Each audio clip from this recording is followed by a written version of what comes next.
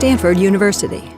Welcome everyone for today's session on the future of energy. We have two fantastic guest speakers today. So Arun Majumdar being one of them, and quick background and context about him before I turn this over to John Weyant, who will be interviewing him, is that Arun Majumdar was nominated by President Obama and then confirmed by the Senate to become the founding director of ARPA-E, which is the Advanced Research Projects Agency within the Department of Energy. He served there until, I believe it was about 2009 until 2012. Correct me if I'm wrong on that front.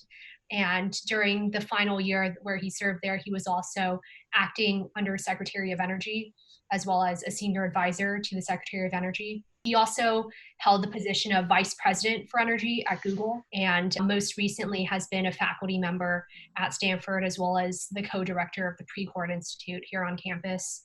John Weyant is someone who I've had the privilege to know for several years now at this point.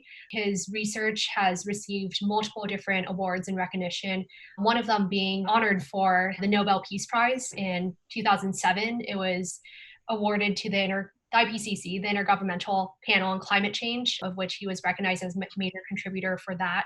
And then also in 2008, he was also recognized for his efforts on AB 32. So John, hopefully that was a brief intro. It's hard because both of you have done so much in your lives and career, especially in the energy sector. So I'll turn it over to you. Great. Thanks, Ernestine. It's been my great pleasure. I'm actually adding up the years. I think Ernestine and I have known each other for 8 or 9 years and worked together more often than not than that period, which means in her case, she was literally a teenager when I first met her. In thinking through what would be appropriate for this class, my understanding is the teaching team and the class is really in this general area of the future of energy, is interested in the grid part of this, smart grid, really smart grid, so on. So I want to actually flush out, particularly taking good advantage of our very illustrious colleague, Arun Majumdar. I really want to focus on why is Arun so excited about the potential of the smart grid to transform the energy system in a sustainable and useful way, including where he is in an initiative he started, and we'll get to how he got there in a little bit. The Bits and Watts initiative here, which is the super ultra smart grid initiative that he conceived of and leads now, including what the hot projects and future vision are at this point. So I'll start with a little background about myself, and then I'll kind of break Arun's career with his permission down into 3 epochs, kind of preparing to do the ARPA-E job, preparing to do the Precourt job, and preparing to do the Bits and Watts job. So I actually started as a grad student in aerospace and national security. I became enamored with the potential of technology to solve big defense problems, like how to win the Cold War and the race to space and not blow everybody up. Although the final one is actually all of them have a significant human institutional component. But I became a big, probably over believer in technology. I then, at the end of my 4 years of interning at the RAND Corporation, where I had a higher than top secret clearance, got interested in energy, and then energy environment, and energy environment modeling analysis, which I do to this day. I have been, not surprisingly, trying for over 30 years to get better representations of new technologies into energy environment modeling, and along the way have therefore rekindled my interest in technology as an enabler of big, positive, doing good for the world societal changes. So then I will transition to my personal experience with Arun, which is kind of 2.5 epochs. And the first one I'm going to start with is in 2008 or 9, I was asked by then director of Lawrence Berkeley Labs to review the division run by Arun Majumdar. I did not know Arun. I knew Steve a little bit from his time at Stanford.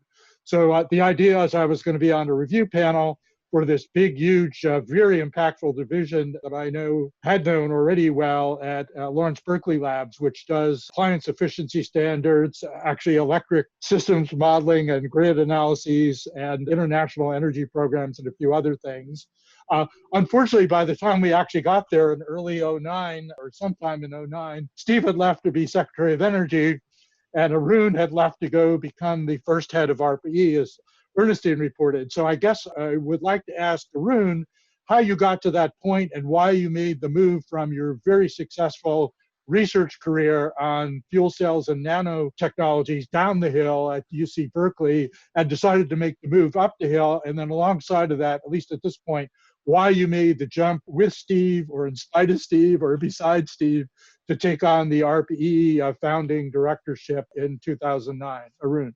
Well, first of all, thank you to both to you and to Ernstine for inviting me and hosting me out here. Just to get straight to your question on the energy side, I was, as you said, I was in Berkeley campus doing research, but I was also in Lawrence Berkeley Labs as my program was in the material sciences division. So I was looking at, we had various programs from the Department of Energy, but I was asked to go onto a search committee for the head of this division. And someone asks you to, the director asks you to join a search committee, you kind of say, okay, I'll help search for a new director. And after a while, I got a call from Steve, who was the then director of LBL, saying that I want to kick you out of the search committee. I said, well, thank you very much. I'll go back to my research and teaching. But he said, no, that's not what I want. I want you to be the new director of the division, the energy division. And I said, well, I thought there's a search committee. How come you're deciding? But long story short, eventually I kind of reluctantly took that job, but that was probably one of the best things that happened because that was a good groundwork, sort of fundamentals on what energy is all about. That division started in the 70s during the oil embargo, the first energy crisis. And it had people like Art Rosenfeld. I don't know how many of you have heard of Art Rosenfeld, who passed away last year. And he was a former student of Enrico Fermi, and he was a physicist. And during the first energy crisis, he decided to spend a couple of years in energy and then go back to physics. And he was a faculty member at Berkeley Physics. And then many people call him the father of energy efficiency in the United States. And so that division started with him. And there's a lot of research going on for the last 40 years in the area of energy efficiency in buildings and appliances.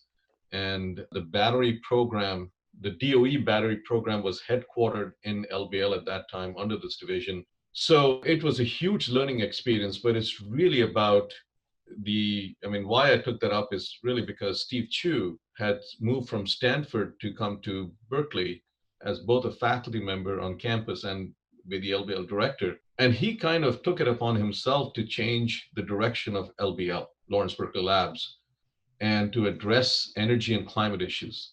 And this I'm talking about 2005, 2006. And as a member of LBL, I said, oh, this is interesting. This is important. And so many of us started changing our research direction in that as well.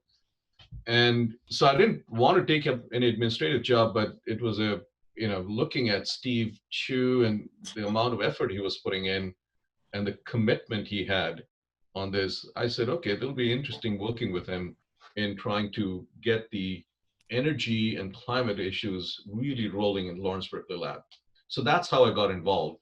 And then, I was the head of the division, but I was really the student of the division because I was learning from all the people who had been working in energy for the last, 30 years or so, many of them are now retired, but I really became their student. So, and then follow that storyline into the ARPA-E job, and maybe you could talk about Sunshot and maybe not talk about Solyndra as we have discussed before. Yeah, so the history of ARPA-E goes back to about 2005, 2006. There was a National Academies committee formed called Gathering Above the Rising Storm. And it was led by the former chairman and CEO of Lockheed Martin, a guy called Norm Augustine. And it had Chuck West, the then president of MIT, it had Steve Chu. It had the who's who of the United States science and engineering and technology. It had, Craig Barrett, who was the CEO of Intel at that time. And they came up with a report in 2006 in response to a request from Congress as to what the United States should be doing in education, in research, etc. And in that report, there was a recommendation to create an agency like DARPA in the energy area, because given what's going on in the energy and what's likely to come, given climate change and other national security issues. They needed a technology innovation home, which the then Department of Energy did not have. They had fundamental science and they had incremental technology development, but nothing in terms of breakthrough technologies that DARPA had developed and I had a history. So they proposed that, Congress picked it up, put that in a legislation, authorized it in 2007. President Bush signed it into law, and then nothing happened because there was no budget. And then when the election happened in 2008 and President Obama, then president-elect, won, he picked Steve to be the Secretary of Energy, which I don't think Steve anticipated that. And then was the financial crisis. Not as bad as what we are going through now, but it was a big one. And so there was a stimulus package, which at that time seemed really large, 700, 800 billion. Now, of course, with 2 trillion stimulus package, this seems like peanuts right now. But that was a huge stimulus package at that time, out of which 32 billion came to the Department of Energy to jumpstart the whole clean energy, call it clean energy 2.0. 1.0 started after the first oil embargo. This is 2.0. And as part of that, and just so you know, $32 billion in the Department of Energy, at that time, the annual budget of the Department of Energy was 27 billion. So overnight, the budget doubled and they had to get this money out of the door. And Steve was able to hire a bunch of people. One of them is here in the Bay Area, who is now a senior partner in McKinsey, a guy called Matt Rogers. He was head of the Recovery Act, money out of the door, and just managed it brilliantly. And as part of the Recovery Act, Steve Chu and then the president and Nancy Pelosi, who was then the Speaker of the House, were instrumental in putting $400 million out of the 32 billion to get ARPA-E started. And that's how it started part of the stimulus. And it has a 2-year budget of 400 million, and then the appropriation cycle started. And they needed a director, so that's when Steve asked me to join as a director. And I had to, as part of the deal, I had to resign my tenure position at Berkeley and go to Washington. So that's how I ended up in the director of ARPA-E. Okay, so my next Arun sighting, I actually almost met him in 2009, but by 2014, Ernestine had asked me to join a project team to work on a project that led to a little book called Renewed Energy, Insights for a Clean Energy Future, in which she had been working with a person, an entrepreneur in Stanford Law School, working on Dan Reicher's Tomcat Finance Center, Justin Barstock. So the idea was to figure out how to make Clean Energy 2.0 more successful than 1.0 by talking to people who had been involved in everything from 1.0 through probably the early O's. So we wound up, Justin organized, interviewed entrepreneurs. Ernestine, of course, interviewed VCs, and I was asked by them to interview policy people, of whom out of the 10, a few of them were Steve Chu, Arun Majumdar, Senator Jeff Bingaman, John Holdren, who had given my first energy job, who was the Obama science advisor, Mary Nichols, who has been head of the Air Resources Board and who I worked on the ETAC committee for AB 32, as Ernestine pointed out.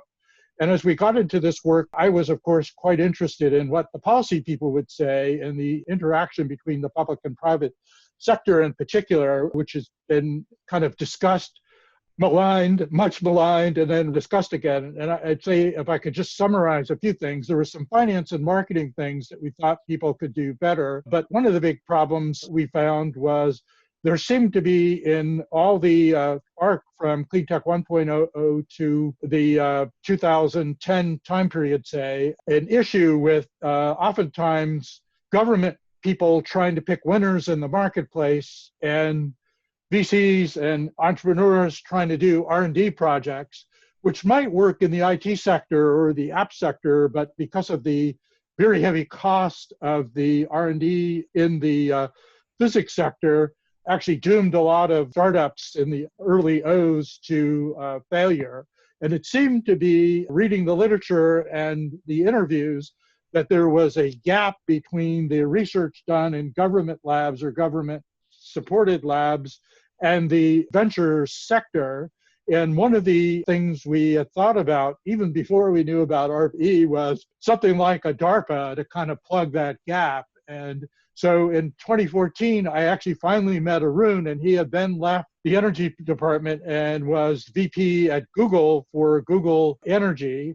And I remember in his interview, and Steve's to some degree, but it was really Arun in the lead, building on the early successful energy startups, which were mostly what was called digital demand. So this would be companies like Oak Power, who did consumer reports and behavioral nudges on utility bills using peer ideas like if you weren't doing as well as your neighbor or your friends or your peer group, you might feel like it was worth doubling down on energy efficiency. And Nest, of course, was the kind of online radio sensitized sensor that would learn how you used energy in your building. And interestingly, ultimately was acquired by Google for $3 or $4 billion, probably when Arun was still there. I'm not actually sure about that timing.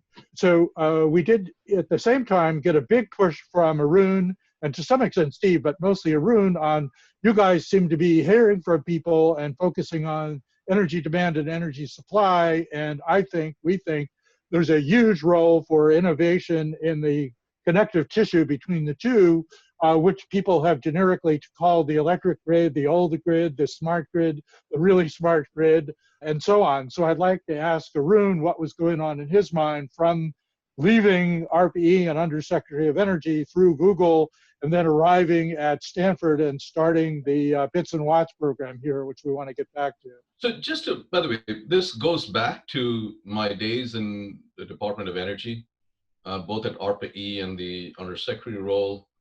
First of all, I forgot to answer one of your questions. ARPA-E's role is about research. This is pre-venture.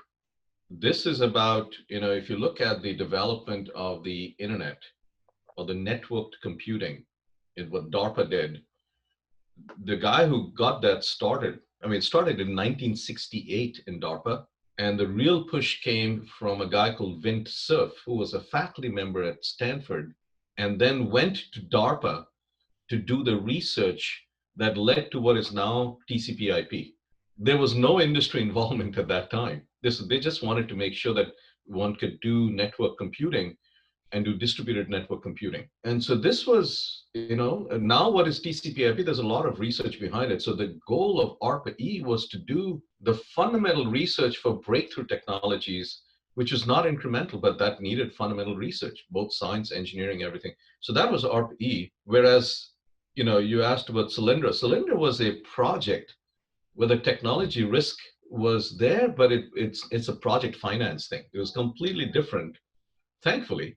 And I was asked to get involved in the loan guarantee program, and I said that I'm not a finance guy, and I stayed out of it, which on hindsight was, someone said, you're a genius. I said, no, I just don't know finance. I can't do anything in loan guarantee program. But anyway, one of the things we started was, in both Steve and I, it came out of a discussion. We used to have weekly, we used to spend about half an hour to an hour just chatting. And I would sit in his office and I said, okay, what is going on and how are we doing? And one of the things we found was that a lot of solar manufacturing used to be in the United States. And it was leaving the United States, and within a matter of a few years, China just ramped up solar manufacturing. And we were watching it happen, and we're saying that, wow, this is going on under our watch, we got to do something about it. And the play was not so much put tariffs, but he said, let's make sure that we have the technology advantage, which was always DARPA's goal. DARPA came out of Sputnik when the Soviets surprised the United States, and the motto of DARPA was never to get surprised again on the defense side. And so we said, let's not get surprised again on the energy technology side and have the technology lead. That led to Sunshot. And the goal of Sunshot was, and we launched the program in 2010, just like Moonshot was launched by President Kennedy, Sunshot was launched to reduce the cost of solar electricity generation below 5 cents a kilowatt hour without any subsidies before the end of the decade, for 2020. And at that time, people thought this is nuts. They said, this is too difficult. The industry came and told us, you guys are crazy. And we said, no, I think we are looking at this and I think we could do that. And that's technology lead. And guess what? In 2017, people reached that target. The industry, in combination with research with the universities and national labs, they reached 5 cents a kilowatt hour. But we also realized at that time that when the cost of solar and wind come down, and we realized in 2010 that by 2020, it will be the cheapest way to produce electricity. And there'll be a rush towards getting solar and wind onto the grid. But the grid was never designed for this kind of fluctuating generation. And we spent, in fact, out of my budget, 1/3 of my budget in ARPA-E was spent on looking at new technologies for the grid. So it really started not in Google, but in Department of Energy and ARPA-E, where we got to learn about what the issues are. And frankly, we were appalled at the lack of technology and a technology strength in the electricity in the grid area. And so we invested quite a bit in power electronics and grid modeling, optimization, what is now called smart grid. And we said smart grid at that time was only defined as measuring electricity, the numbers from the meter. And so that's smart grid. And we said, that's not smart grid, that's just the measurement. You got to do something with the data and then it becomes smart. But anyway, nevertheless, there was under the Recovery Act of 2009, there was a huge infrastructure put on meters, which was absolutely critical. Without that, so we have now 60 million meters in homes and businesses, et cetera, out of 100 million required. Yeah, we're getting there. So then when I left DOE, I was basically detoxing for a while at home. When the folks at Google, and I was looking at whether to join Berkeley or Stanford, and the folks at Google called me up and said that, we want you to come and help out here because we don't know exactly which way to go in energy. And I was not sure whether I would join the corporate world, but they said, why don't you come and at least have a few conversations with us. One of them was with Larry Page, who was then the CEO of Google. And Larry was interesting. And we started brainstorming in the dialogue. I mean, I didn't realize he was interviewing me, but he was. But we started brainstorming. What about this? Why not? How could you do that? Can you pass electricity through phone lines? And he was intrigued by that idea. I said, yeah, you could do that if you go to high voltage because phone lines can't take high current, but you got to go to really high voltages. You could certainly do that, but you would have some dielectric breakdown in the materials and the insulation. And then we talked about technology, and he's a technology geek and talked about power electronics, but then we came down to computing. And he said, we have the biggest computer in the world, all our data centers. If you put all that together, it is the biggest computer in the world. And we have amazing electricity management technology to enable computing. What if we flip that around and have computing now enable electricity, the true smart grid? And we said, okay, if you were to do it from scratch, what will it be?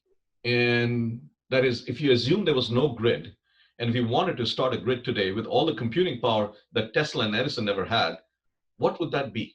And that was, we felt the right question to ask because at that time, there are 2 billion people who did not have access to electricity. And we knew that with the solar cost coming down, with battery costs coming down, to give them electricity instead of stringing along these transmission lines and bringing them new, the old technology, they should be able to leapfrog from the 19th century to the 21st century, have the best technology available at the cheapest cost. That's what led to me joining Google. He said, oh, that's a worthy goal. And this really came out of brainstorming with the team and with Larry. And we said, so we started off, I was essentially given carte blanche. How many people do you need? Whatever you need, go to it. Google had enough money. Money was not the issue. And so we put together a team from mostly within Google, but we hired a few other people.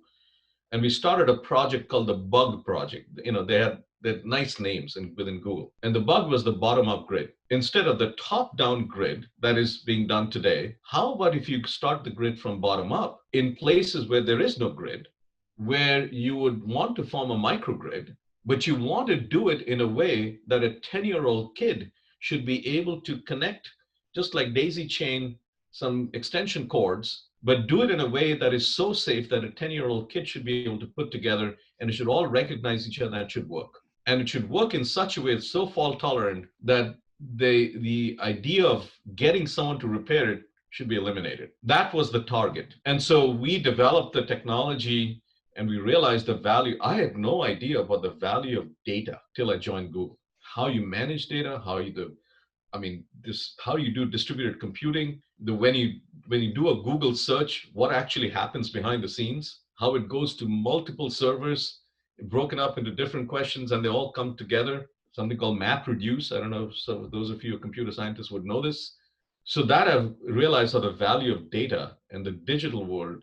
And that started a whole kind of theme within Google of using digital world to enable electricity. And so when I left Google, which was my commitment to Stanford, saying that I'm going to be there for about 18 months or so and get it to a point where the technologies and products are well developed that they can start a business, then I will transition to Stanford and do whatever I wanted to do. Yeah. So when I came to Stanford, Google in all its, Google is fantastic, but they do some boneheaded things once in a while. They decided not to continue this project, and the team, this was my former team, decided, what the heck, we'll just help you at Stanford.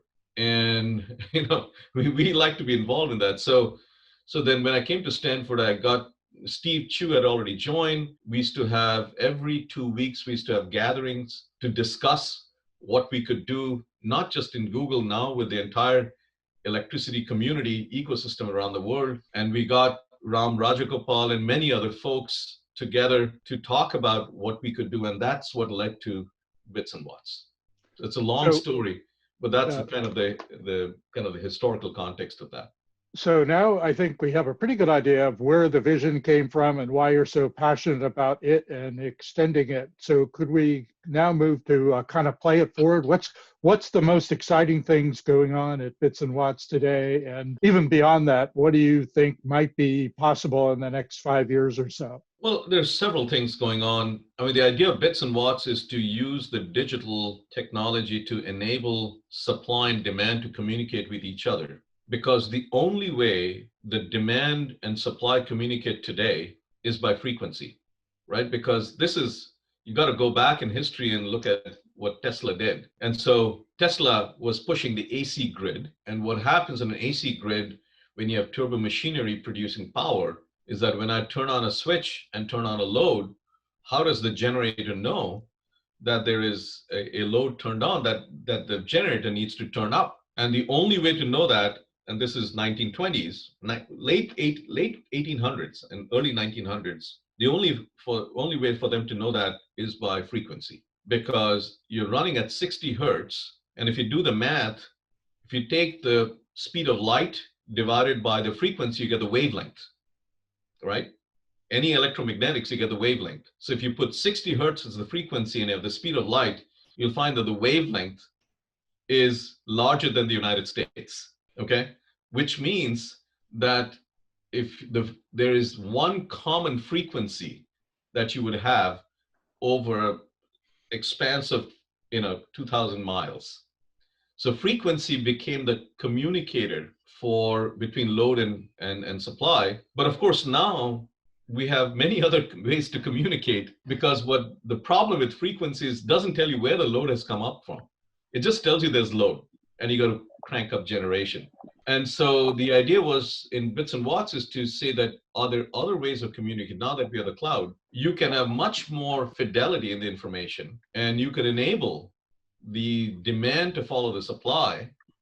And that is the digital overlay. But it's not just the technology, the policy, the markets have to change. You could use the markets to enable, to price it the right way, to provide grid services, especially when the supply is fluctuating.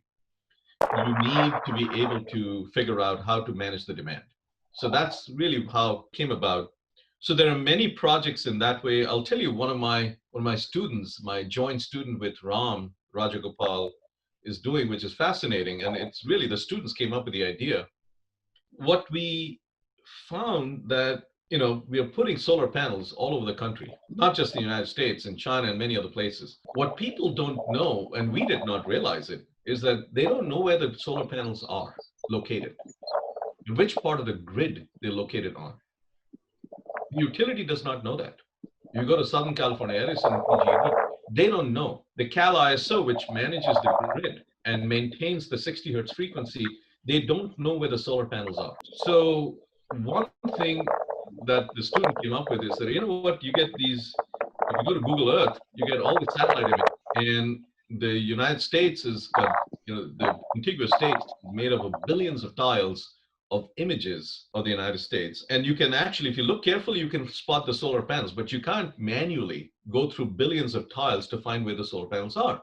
So what they developed is a machine learning algorithm called Deep Solar, where they trained this convolution neural network to identify, to become better and better and better and better to identify solar panels only. And then they became so good that they ran the whole billions of tiles of data, of image data, into this Deep Solar. And now we have the GPS location and size of every solar panel in the United States. Okay, which is absolutely amazing. And when we published this paper, the Germans wanted it, the Dutch wanted it, the city of Los Angeles came and said, hey, we want to know where the solar panels are. And our legal team at Stanford said that don't give the GPS location because that's privacy data. And so we have now a website where we don't have the GPS location, but census tract data. And there's 70,000 census tract in the United States. And we correlated that with family income, household income, with education level. I mean, there are so many socioeconomic factors that you can correlate solar panel adoption. And we have the data now. We can now look at what the effect of sunlight is going to be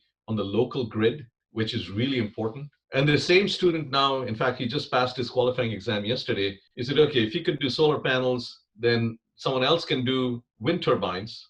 Now we are getting, Andrew Ng is involved now, and his students are putting together where the wind turbines are. The same student have figured out to take street view and do a machine learning algorithm to put where the wires are, because many a times the utilities don't know where actually their wires are because their blueprints, they literally had paper blueprints. They're so old, they don't know where the wires are, and they lost the blueprints. And so we are now putting that all together, and we're building the energy atlas. That's what we're calling it, so that we can better manage the grid, and we have higher fidelity spatial information and hopefully temporal information, that if you want to do charging of your car, you're going to put on a load. If you have local solar panels, you can supply the charging with green carbon-free electricity as opposed to electricity from the grid that may be carbon-based. So we can have much more nuanced data. So I mean, that's a fun project, completely unfunded. So this is a student who has a fellowship and he's going ahead and do it, but it's a fun one. I mean, there are many others I can give you, but that's one example. I suppose on that one, if the idea is to have the demand match supply, you can sync that up. And I know, of course, RAM is also characterizing load shapes, just for example. You could actually put the demand side in spatially and temporally synchronized with the wind and solar resources and so on. So I find that pretty exciting. So beyond that, which seems eminently doable, particularly now that you've described some of the basic elements of it done, what do you think is the next level for the smart grid in order to move things even more quickly than now? Is it deep learning around that architecture or something of that nature, or a new technology of some sort or another? I think it's a combination of technology. It's a really combination of market design. There needs to be regulatory reform in the utility business, new business models. So I'll tell you we work with many utilities. First of all, let me just, since we're in COVID-19 world right now, which will likely last for a while till we get a vaccine. So this is going to be around for a while. This is just the new normal. I was just talking to someone in ExxonMobil yesterday, and there, as you know, there is negative pricing for oil. Oil futures for May is negatively priced because all the reservoirs and the storage tanks are full. But what he said was very interesting, is that the demand for jet fuel has gone down by 90%, okay? Demand for gasoline for cars has gone down by a factor of, by not 90%, but 60%. But the demand for diesel has gone up because people need trucking, okay? And so it's very interesting because they have a certain capacity to produce diesel as opposed to gasoline, but diesel demand has gone up. Having said that, the whole oil sector has taken a hit. If you look at the stock prices of all the oil majors, it's really tanked. On the other hand, electricity demand has gone down by about 7 to 8%. That's about it. And maybe 10%. So I think in many ways, I think coming out of this, people will realize the value of electricity, and especially with electrification of transportation, which with the battery costs coming down, is going to start picking up again, picking up after we come out of this. So given all that, you really need to manage the grid in ways that the utilities are not used to. And they're not used to the digital world. So in fact, when I talk to the utilities, let's say talk to a CEO or the board of utility, they're sitting on so much data that they haven't done anything about it. For example, they have my utility bill for years on, okay? They have the utility bills for hundreds of thousands of customers. They know which household is wasting electricity, and they're 3 sigma above the norm, right? Most of the times people don't know where the electricity goes in their homes or in the businesses, but we just pay the electricity bill without asking the question, am I paying more than my neighbor, 3 times more, or am I on the norm? I have no idea. And they can take the data and say, you know what, those guys are really inefficient. Maybe I can start an energy efficiency service to help them and save on their bill, and I can become the ESCO now, the energy service company, which they should have done a long time ago, but I have 100%, I have a monopoly on my customers and I can help them. They haven't done that. When they get hit by large loads coming on the distribution network, especially due to EVs or electrification of heating and cooling with heat pumps, okay, this is coming because many of the places are banning natural gas heaters for new homes in California. You can't do that. So they will have to do electrical heating with heat pumps. So you're shifting your heating and cooling loads, which is substantial, to electricity. You're adding things like EVs 10 years from now, which is very hard for a utility to look at, by the way, businesses to look at in general. 10 years from now, you have a distribution management problem that they have not seen before. And I think that's where you need intelligence to be able to do it, because you can't make phone calls to turn off things and turn on things. It's just too complicated. But that requires regulatory reform. It requires coordination. Utility is going to become a platform, just like the wires is a platform. They will become a platform for enabling supply and demand to come. So there are other things besides technology which are really interesting. And that makes the problem even more interesting because it's not just technology. Long answer to a short question, John. Well, in all the analyses by anybody, quantitative or not, it seems like the quickest way to get to very low carbon is to simultaneously convert as much of electric generation as possible into non-fossil sources, and simultaneously as many energy end uses, many of which you've just gone through, to electricity. It seems to me this really smart grid vision that you've had and now are pushing to the next generation actually is fundamentally important in moving both of those balls down the field as rapidly as possible. So I guess I'll ask, do you agree with that? Yeah, I mean, I think of all the sectors you want to decarbonize, the electricity is not that it's easy, but it's the easiest to decarbonize because you got non-carbon free of sources of electricity that are cost effective or cheaper. And once storage gets cheap, and it's getting cheaper, you have a real opportunity to decarbonize. And if you turn a lot of things to electricity, especially in industrial heat produces a huge amount of carbon. So if you can somehow do industrial heating with electricity, and if you can do transportation with electricity, that's a huge, huge opportunity to decarbonize and reduce carbon emissions. Yeah, I will say on the transport side, do you want to say a bit about the Bits and Watch project you started called EV50? Yeah, so as you know, in Stanford, we don't take easy problems to solve. So the idea of EV50 is that how do we coordinate EV charging and what is the infrastructure needed when there's 50% penetration of electric vehicles on the streets? Now, on a global average, that's likely to happen like 2045 or so, not anytime soon. But in certain regions, like in the Bay Area, we could have 50% by 2030 because there's more adoption out here than, for example, in Nevada. So the idea, and in many other parts, like for example, in Shenzhen, in China, 95% of all the public buses are electric, and there are 15,000 buses. New York City has only 5,000 buses. Shenzhen has 15,000 buses, 95% electric. All the taxis are electric. So in many ways, we are watching China, how they manage this. This is coming. And so the EV50 is that how do you manage the infrastructure for charging when you have both fast charging and level 2 charging, et cetera, huge loads, and on demand, everyone wants charging, but what is the back-end infrastructure? How does the utility provide that? What's the most cost-effective way to plan out the grid infrastructure to provide that? And how do you operate it the most efficient way? It also would be good, therefore, to geolocate both the EVs and the charging capacity. Yes, that's right. So, Arun, thank you, and John. I was reminded, actually, your comment on Shenzhen. My first experience of a sort of all-electric world was at the expo in Shanghai in 2010. And after a few days there, I thought something is different. And what I realized walking around with all the buses being electric, everything, the street was so quiet. You could just have a conversation. We were just walking and having a conversation.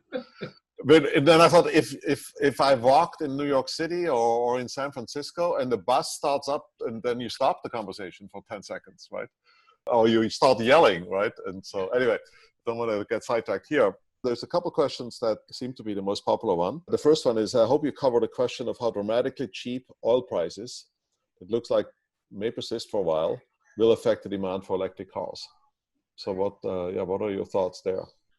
That's a great question. Frankly, the answer is, yeah, I mean, so let me put it this way. If you look at the electricity or oil price historically, there's a reason we have something called CAFE standards, corporate average fuel efficiency standards. And that is because when the price of oil hits like $130, $140 a barrel, then people change the behavior in driving cars, but not anything in between.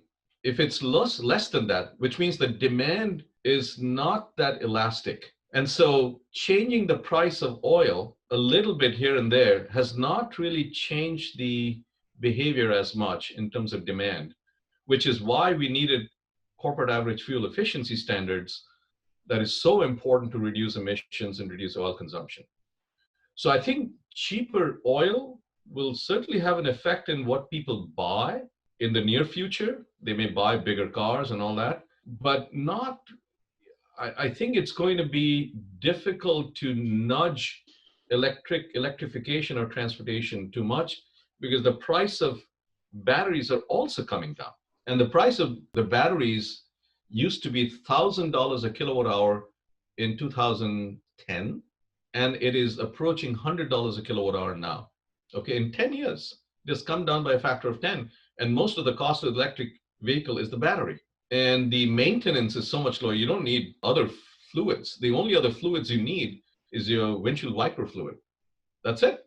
And so the maintenance is lower. So I think it's going to be difficult to nudge electrification, but the lower oil price will lead to some buying of larger vehicles. Yes, that's, I think, going to happen. But I'm not sure in the COVID-19 when people are going to actually start moving. I mean, I don't know.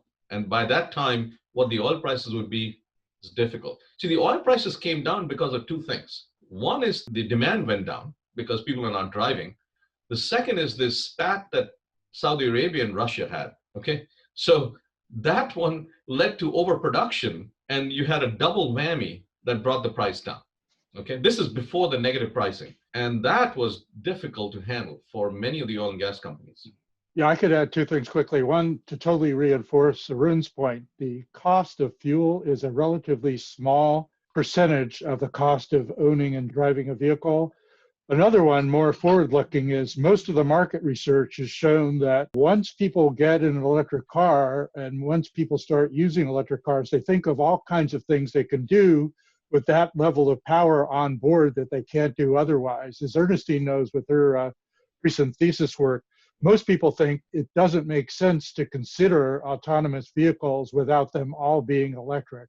So I think those are the two things that actually shelter you from too much of a retrogression and the push towards electric vehicles. Thanks for these thoughts and for also ways of looking at the problem, right, or looking at the question.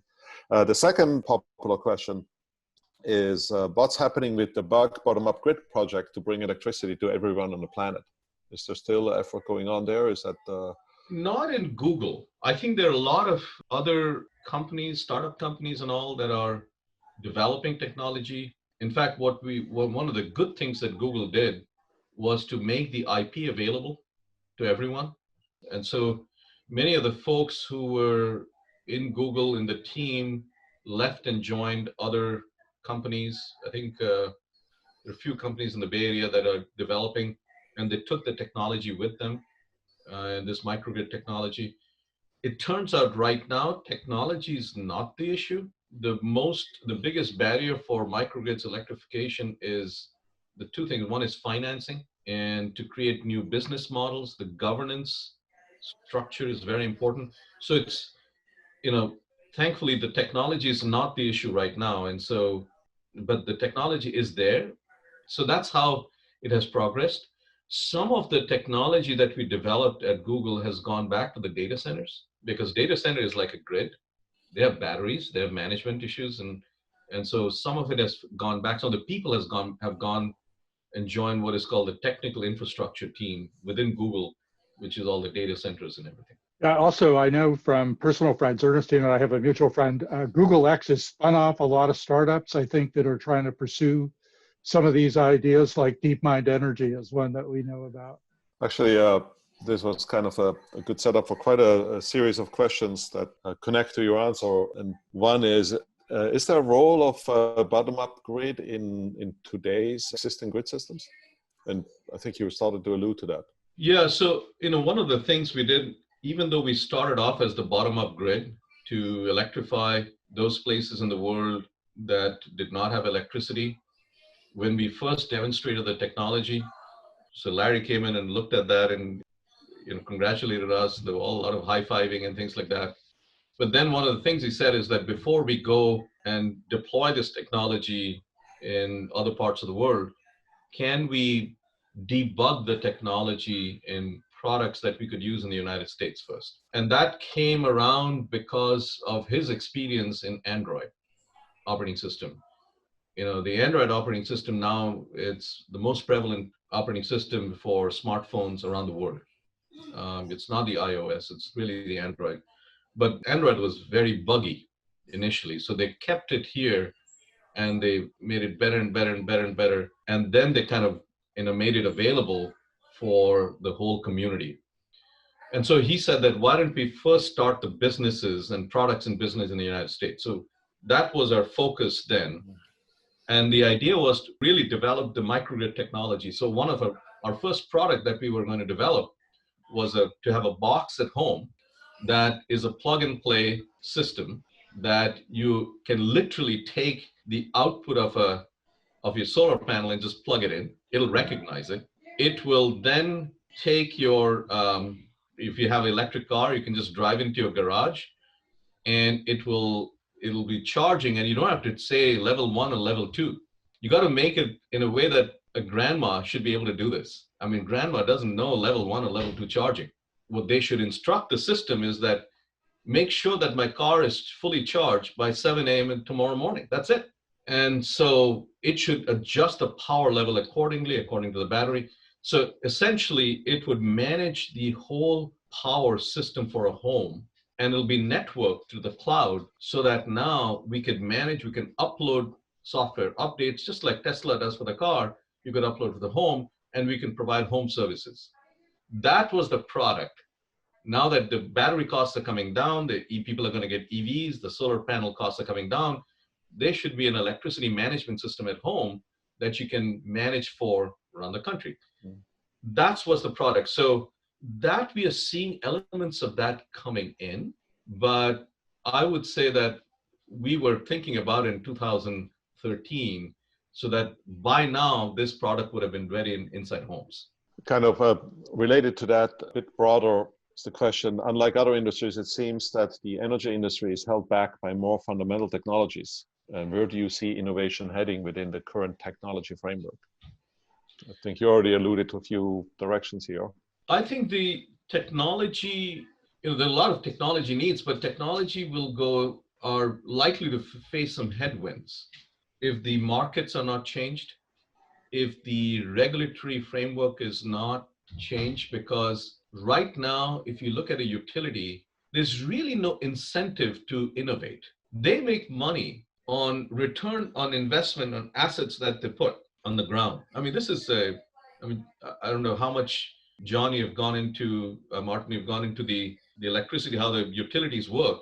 Utilities want permission from the utility commission, to make an investment. If they make an investment, they're assured a return with zero risk, because as a result of the investment, the rates that we all pay, electricity rates, just go up a little bit. So the cost of that investment is distributed, and the returns come to the asset manager, which is the utility.